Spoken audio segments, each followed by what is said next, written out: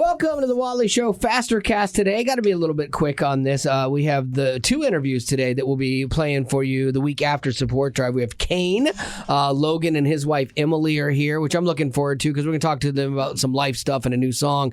And then Betty Rock has prepared a newlywed type game, and my wife is coming in to see how we stack up against the youngins. It's like, does the age help you because you know more about each other, or does the age hurt you because you've forgotten what you know about each other? That's a good point. Or like the story over time morphs, because there's times I've been telling a story from our marriage, and then my wife will be like, "That's not how it happened." I'm like, "What do you mean that's not how it happened?" And she's like, "That's not it at all." I'm like, I could swear that's how it's been. And she's like, "Nope, not at all. You're 100% wrong." I'm like, okay, well, there you go. And I must have just misremembered it, you know.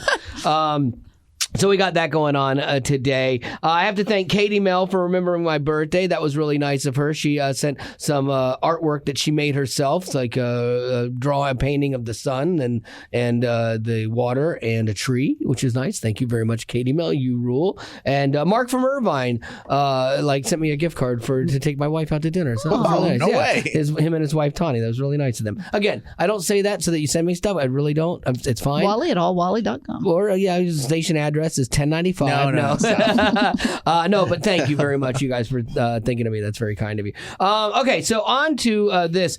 Gavin had all but given up hope for student loan forgiveness program. I have given up hope. But then, is there hope for him? I don't know. As this legislation, it's this yo-yo legislation that has come back around again. I don't want. I'd rather. Yeah. I want it for the sake of not having to pay my loans again. Yeah. Like I'll pay my loans because I need to and deserve to. Right. But also, like if it's going to happen, I want it to just happen. Don't yo-yo my feelings here. If it's God's will, then no. So starting Monday, hundreds of thousands of federal student loan borrowers will receive an email from their services with the subject line, "Your student loans have been forgiven." I know. I'm not holding out hope. And the good news is, if you worked extra jobs, sacrificed vacations to pay off your student loan yourself, you will get a letterman from the government that says, "Sucker, better luck next time." And so just wait for the government to solve your problems is the notice you'll get. Yeah, and I think, too, Gavin, this is something to factor in. I know that you want your debts paid like any warm-blooded American would. Yeah. But you will have to live with that for the rest of your life. He's like, I can do that. Cool.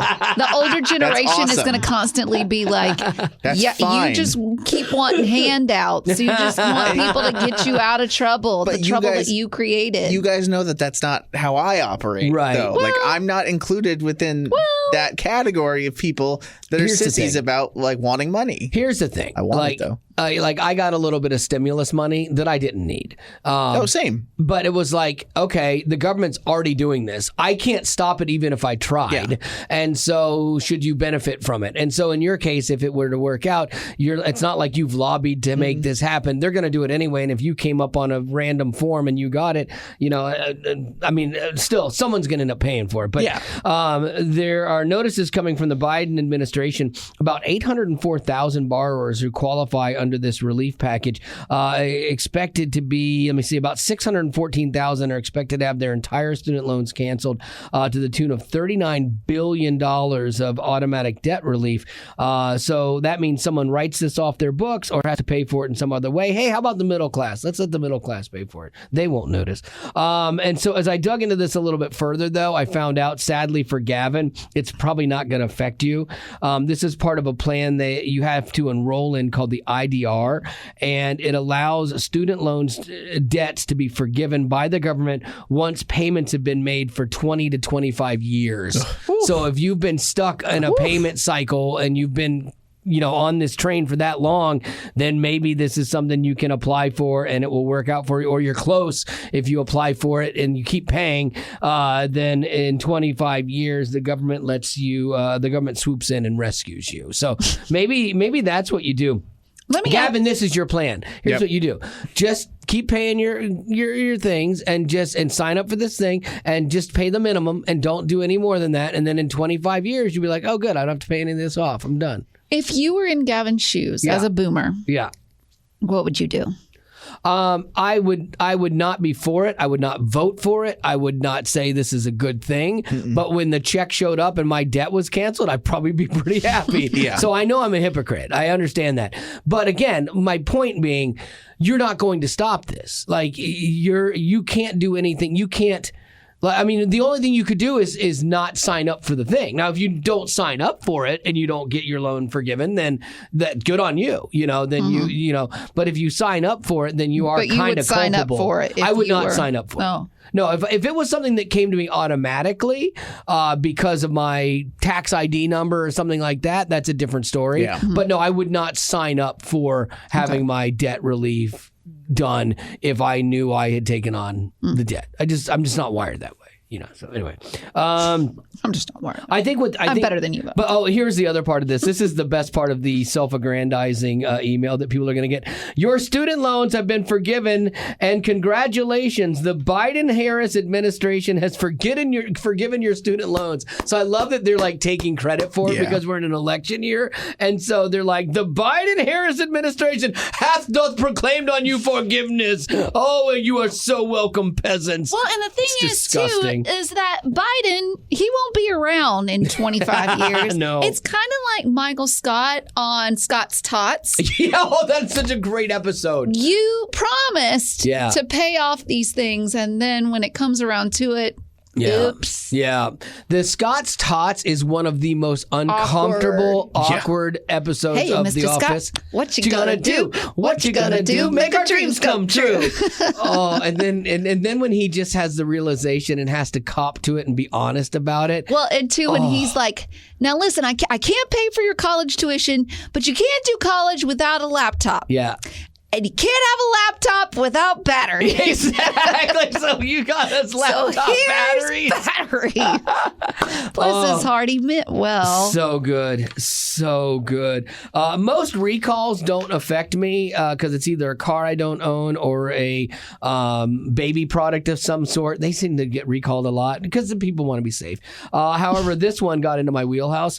Nestle issued a voluntary recall on their Toll House chocolate chip cookie break and bakes, the little squares you just break off and bake. I've gotten them before. Oh, they're delicious. And so why do you think they had to recall it? What do you think was the reason? E. coli. Good guess. Salmonella. Because of eggs, and you're not supposed to eat raw cookie dough, which I've never abided by that. I eat raw cookie dough like a champ.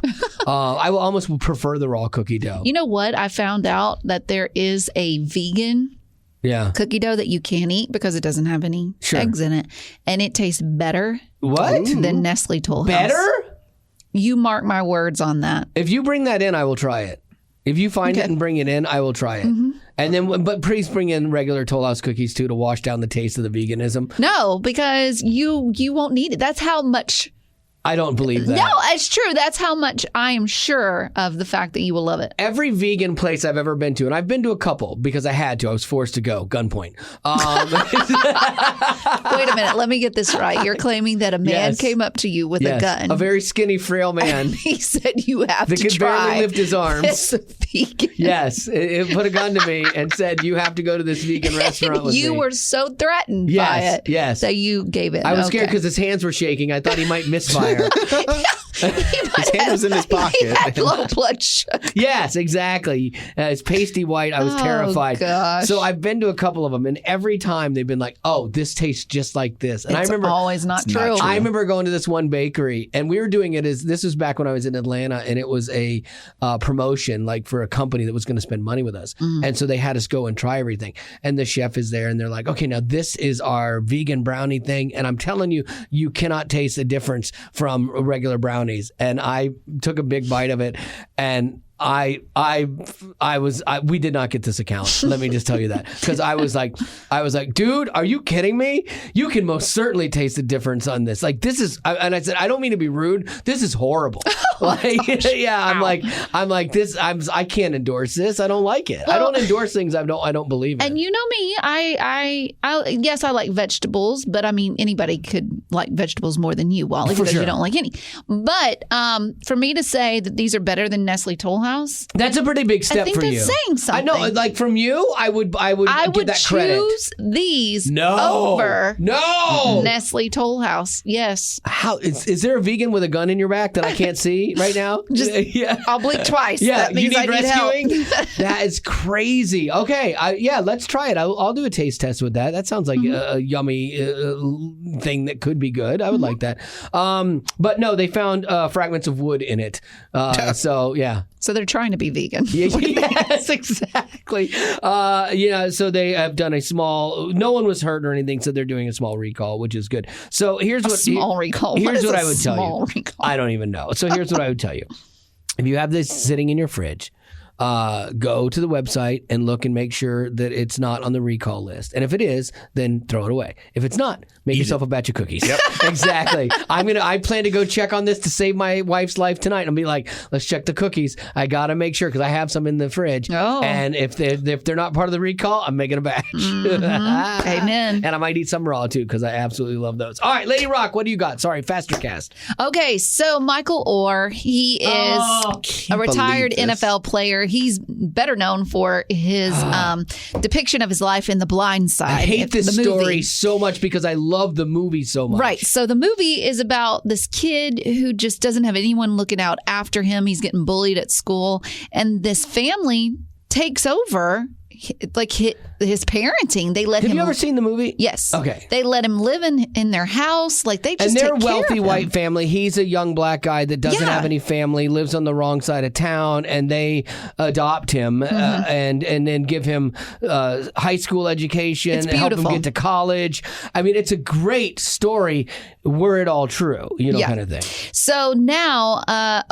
Michael Oher, he's claiming that he recently found out that the Toohey family, they never adopted him like they said they did. Because he was already like 17 or 18. He claims that instead they tricked him into signing documents, making them his conservators. Yeah. And as conservators, Michael claims they deprived him of the rights to his name, image, and likeness. So that means that when it comes to the movie, he claims that they made millions off of it, and he didn't get anything because he signed over his rights. They're claiming that they didn't make millions and that anything that they did make, they split with him, and that a conservatorship, too, is basically what Britney Spears had. Yeah. Because they didn't believe that she was stable enough, and so her family had a conservatorship where they helped make decisions, which means, like, as a conservator, he wasn't allowed to enter into contracts. So theoretically, they would have had to help sign his NFL contract as well.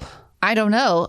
He's going to court and he wants the conservatorship to be terminated. And he should. He's 37. He 100%. Should, yeah. But he wants to force the Toohey family to forfeit all the money they made off the rights to his name and story. Oof. And his lawsuit says, quote, where other parents of Michael's classmates saw Michael simply as a nice kid in need, conservators Sean and Leanne Toohey saw something else, a gullible young man whose athletic talent could be exploited for their own benefit. Boy, I do find that hard to believe. I do too. I like everything. I think there's extremes, and you usually find the truth in the middle. Like, I feel that he has people that are speaking into his life going, they took advantage of you. Yes. They took advantage of you. And it's like, wait, you probably would not have made it into the NFL had someone not intervened in your life. And you went for a lot of years thinking that everything was fine. And so now all of a sudden you've had this realization that it wasn't fine. I said that to me is a problem. The fact, though, about his life story being something that he should have profited off of, absolutely. Like, I had heard, the thing I read said that Sean, the little kid, and what was her name? Holmes? That's the daughter in the movie. I forget her real name. It's an interesting name. I don't know. The dad's, I thought the dad's name was Sean. Little Sean is the kid. So Sean Jr. Collins? Yeah. Collins is the girl. And so they each got paid $200,000 or $225,000, as part of this. So their biological kids made money off of it. He's contending he didn't make anything off of it. And then the Tooheys each made $250,000 plus a percentage of the movie. And the movie grossed $330 million. And so even getting a 0.5% or 1% of that is a lot of money. Yeah. And so he should be entitled entitled to every bit of equal compensation, or even more, because it's his life story. But I would just find it very hard to believe that this family hasn't done that for him. Yeah, apparently they've had problems in the past with him, with legal things, with he said that he didn't like the movie because it made him look stupid. Right, and I understand that. It didn't paint him in the best light, for sure. Made him look like the victim, and these people is his savior. But they've had problems in the past. The family hasn't been all smooth sailing since high school. And the Tuohys, they released a statement saying, we loved him at 30. We love him at 37 the way we loved him at 16. And so, this stuff isn't true. But he, in his perception, it is true to him. And so it would be interesting to see where it falls in the middle. Right. Well, Sean Tuohy, he is denying that the family made any money off the movie or that they ever tried to exploit Michael. He did say that they remained very close with Michael until about a year and a half ago. Yeah. And now they're not close anymore. And that's sad. I had a friend of ours that, was close with his family, but they had some problems and they were working stuff out. But then his daughter went to counseling and it spun her against him. And all of a sudden he was the problem of everything for him. So she had this other voice in there saying, your dad did this, your dad did this, your dad did this. And it destroyed them for a while. They've since reconciled and figured it out. But in my opinion, because I know I don't know everything, it feels like he's got people around him going, these people were horrible to you. Do you know what they did to you? And then he starts to buy into that, and these people gave you a chance. And I think people are using him now. Absolutely. That are like, oh, this could be a perfect opportunity for me to get my name out there. I want to, Some lawyer's going to make money off of him with this, It's just sad. It's heartbreaking because it was such a good movie. And I have a feel, and I guarantee you there's wrong on both sides. But is it as egregious as he's saying? Yeah. And is it as innocent as they're saying? Right. I have a feeling the answer is no to both. Yeah. And it's somewhere in the middle. But it's still one of my favorite all-time movies is The Blind Side. I loved it. Sandra Bullock was great. She won an Oscar for it. It's great. Even Tim McGraw, they hit his balding head well in that movie. I mean, the makeup artist alone should have won an Oscar for that. Wow. To make it look like he didn't have hair plugs? That's amazing. He's got the best hair money can buy now. Amen. Yeah, he looks really good like that. I'm just waiting for you to be done. I got a couple more. No, I got some birthdays. I do. Let's see. We've got a lot because we're just now getting to them because Wally's been gone, and then we did a live Aftercast yesterday. Brittany and Liam Page want to wish Ian a happy birthday. He celebrated a birthday on July 30th, saying he is the best dad and husband. So happy belated birthday, Ian. Nice. Mimi wants to wish her daughter Lizzie a happy birthday. She had a birthday on the 10th. She said she's a very funny, joyful, and bubbly person who loves the Wally Show. Happy birthday. Then we've got Melissa, the Wally Show historian, wanting to wish Wally a happy birthday, saying happy belated 60th birthday. Yeah, funny. 55. So funny. John Clausen. Oh, yeah. My Canadian friends. He wants to wish his wife Elizabeth a happy birthday. Yep. She celebrated one on the 8th. Said Elizabeth is creative, energetic, and a loving wife, mother, and grandmother. And then Tony wants to wish Lindsay a happy birthday. She has an unhealthy obsession with sloths. Oh, I get that. My daughter's got that, I don't know. They're, to me, freaky. I don't like them. They're little long fingers, and their bowl cut hairdos. I think it's their faith. Their faces are cute when you look at them. It's kind of like hedgehogs. They're adorable. They're creepy. My friend that has a hedgehog, that's the worst pet ever. You want to hug really it, scared. but you can't hug it, and it's prickly, and it's just skittish. A little bit better than a fish to me. Yeah. Maybe worse. Slightly a worse hamster. Yeah. And then Naomi wants to wish her sister Ashton a happy birthday. She celebrated a birthday on the 9th. Nice. So happy birthday. Yay! All right, we've got a question from Melissa. All right. Do you sit in the same pew at church every Sunday, or do you change where you sit? No, I sit in the same pew, and when new people show up, I'm furious. No, I was kidding. I'm not furious. Oh, my goodness. But I do. We try to get there early because ours aren't pews. They're all individual seats. And so we have a section that we always sit in, and it starts with about 10 seats wide, and then it comes down to a point, basically. And at the very end, there's just 2 seats. And so my wife and I always try to get there early, so we just have the 2 seats. Really? Yeah, so there's no one sitting next to us. That is, you're lying. I'm honest, truthful. Honest, truthful. That makes y'all look so... What? Not welcoming? Yes. No, but then, that you get there early so you can take those 2 seats that are sitting alone. What if those seats are gone? Then what? Oh, I'm like, dadgummit, we didn't beat the new people here. And so then we have to go up a few rows where there's like 3 seats or 4 seats. But we see, it's funny because there's a family that sits in front of us and they have the right number of seats for that one. Because a lot of times, sometimes they've gotten rid of the 2 seats and they have just 3. So Marty and I will sit in the 3. We sit in the least amount. But the row in front of us has 4 or 5. And it's the same family every time. So they sit in the same place, we sit in the same place, do the same thing. Hey, and then they do the hey, turn around and meet a neighbor. We're like, didn't we already cover this before church? Like, yep. All right. Oh my goodness. Yeah, it's so great. But what do you move around? No, I have thought about moving around though. I've gotten to know a lot of people at my church, and so I don't feel like I have to sit where I usually do. We started sitting there mainly because some friends of ours used to lead worship, and so they needed to sit like closer to the stage and over to the right. But we've continued to sit there, and I don't know if we necessarily have to. But yeah, I've How long is your church again? Does it clock in at an hour and a half too? Yeah, it's like 3 an and a hour half. No, only if Basically.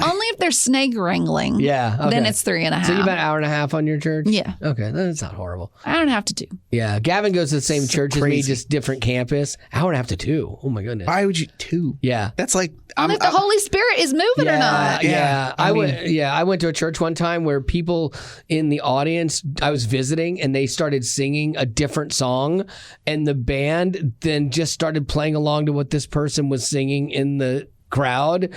It was weird. And the whole time my friends are going, it's not really like this normally. I'm like, this feels pretty much like they've done this before. This doesn't feel like new territory here. That's how it always happens when you invite somebody and something happens and you're like, it's not always like this. I swear. No, it's always like this. Gavin, go. Yeah, same place upstairs, left side of the balcony looking down, because I like how the sun comes through the stained glass windows. You're like up a there. cat being warm up there. Yeah, I just feel comfortable up there. It's nice. And we've sat up there long enough that like our friends have started to come up there with us. So we set this little precedent up there, which I liked. There you go. So you got your own little But what if spot it's there. taken away? Then what do you do?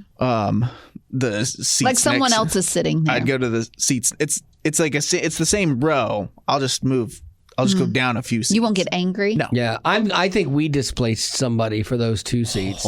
I like bet you that. did. I like think we that. did. I'm pretty sure we did, because I saw another older couple that tried to get in there a couple times, and they beat us a couple times. So I think we've displaced them. You're telling me that there are 2 seats that Yes. sit alone Yes. together. Yes. And there are 2 couples, That older want those couples that are seats. fighting over Yeah. them. Yeah. Is that the only 2 that sit together alone? In that section. Yeah. Oh, but other sections, there's others? Yeah. I think they go all. But Do people sit in those? they don't go down to 2 like that in those Oh. other sections. They kind of just go straight across. And these 2 aren't in the very front either, No, right? they're the very back. Y'all are the back row Baptists. Back row Baptists. I get it. Yeah. I get it. I Boy, mean, do I get We're it. balcony Baptists. Yeah, exactly. And then every week, just to drive my wife nuts, this is a childish thing. She brings her Bible bag every week, and they have pins on all the chairs every week. And I collect a bunch of pins and I put them in her Bible bag, because she's like, "Stop putting pins in my Bible bag!" And then the next week, 5 more pins are in her Bible bag. This I week, was she's wondering why the other day I went over there to check on Sasha, and Yeah. there's so many pins. Yeah. The church used to do like a yearly collect your Rolling Hills pen Did thing. they? I always thought that I heard about that, where Yeah. like at the end of the year they're like, yeah, like if you just got a few Rolling Hills pens around your house, can you please bring them in? I never heard that. Oh, I don't my think it gosh. really is a big costly thing, but like at my house we probably have more than 10. Oh, that's funny. But my Oh, yeah. wife works for the church, so we're good. My wife was like, "Did you shove pins in my Bible the other day? Like I had ramped things up instead of just putting them in the bag." I'm like, "No, they must have just fallen in there when I threw 5 more in there." Oops. Yeah, and she was like, "Okay, I need you to stop this." Like, okay. And then next week, She's a church pen thief. I know. All right, well, that's going to do it for your Aftercast. We got to go do a couple interviews here today, and as always, thank you so much for being a potty. Growing up in poverty has never been easy for children, but with the added challenges of the pandemic, conflict, and natural disasters, families around the world are facing an unprecedented food crisis. Unfortunately, those who are already hungry are now even more desperate. But by sponsoring a child through compassion, you can help provide life-sustaining essentials such as food and clean water. And with your compassionate support, that child can not only survive, but also flourish. You can find out how and choose a child to sponsor when you click on the compassion banner at wayfm.com.